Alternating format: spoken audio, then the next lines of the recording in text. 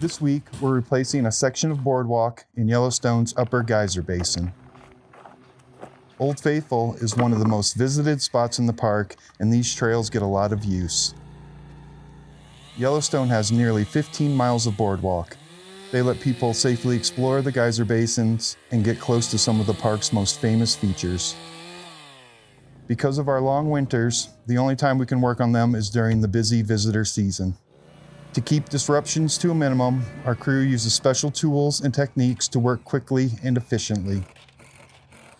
Routine maintenance is essential, and we're developing a park-wide plan to update boardwalks in the 8 major thermal basins across the park. With support from Yellowstone Forever, these improvements will give visitors a safer, more reliable experience and help make the boardwalks more accessible for everyone. Whether it's your first trip to Yellowstone or your 10th, you should be able to safely enjoy these incredible thermal features. I'm Jim Emmart, Boardwalk Supervisor in Yellowstone National Park.